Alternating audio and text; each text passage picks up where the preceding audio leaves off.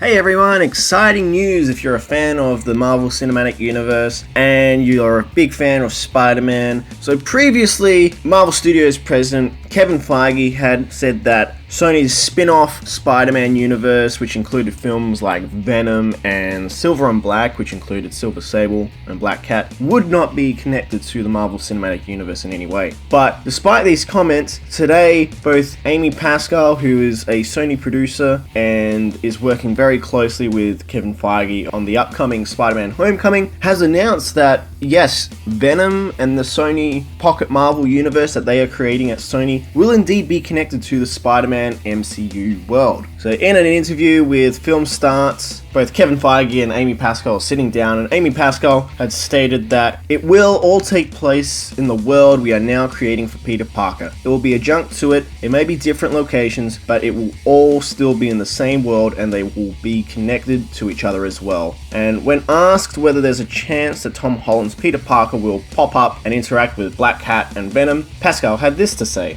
there's a chance. So this is pretty exciting news if you're a fan of Venom and Spider-Man and the Marvel Cinematic Universe, because beforehand we didn't really know what was happening with this pocket Marvel universe. We didn't really know whether it was connected to the MCU. There wasn't really a whole lot of information out there, so it was a bit hard to kind of decipher what Sony was sort of planning with this universe. But now we've got sort of a concrete answer, because, you know, both Amy and Kevin are sitting next to each other and they are confirming this.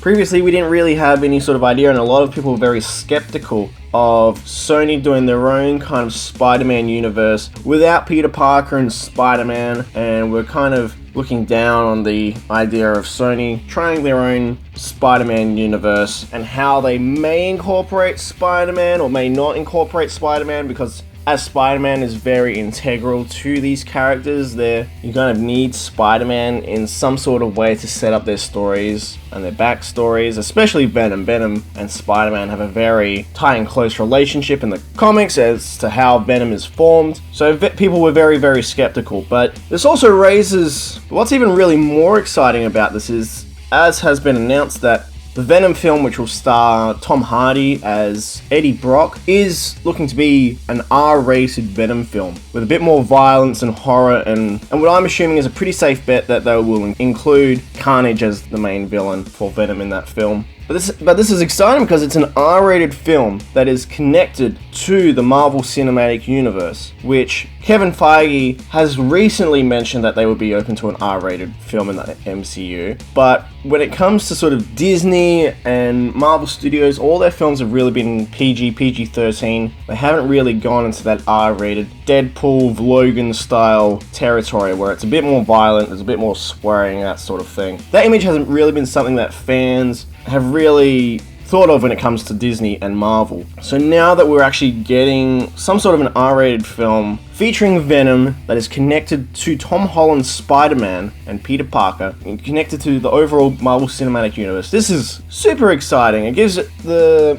thought of Sony doing their own universe a bit more credence, gives a bit of levity as well. As, I mean, I know a lot of people look down on Sony for sort of how the Amazing Spider-Man films were handled and how elements of Spider-Man 3 were mismanaged, but this is a studio that did give us both Spider-Man 1 and Spider-Man 2, the Sam Raimi films, and I know a lot of people out there, and including myself, you know, Spider-Man 2 is often considered one of the greatest comic book films ever made. It's a fantastic, fantastic film, and this was with Sony. This was back before the Marvel Cinematic Universe was around, and you know, I've got sort of a deep connection to the Spider-Man Sam Raimi films, as those were the they were the superhero films that I really grew up watching, and I would watch them over and over again. So I do have faith that Sony can put something special together with Ruben Fleischer of Zombieland fame directing the film, and especially Tom Hardy being a part of it. But now that there is confirmation of it being in the MCU, you imagine that Kevin Feige of Marvel Studios may have some sort of involvement to sort of a quality control presence over some of these films, and just make sure that they're all coming together properly and form sort of a cohesive film that isn't sort of jumbled and trying to set up other superhero franchises and stories. So hopefully we can get a really kick-ass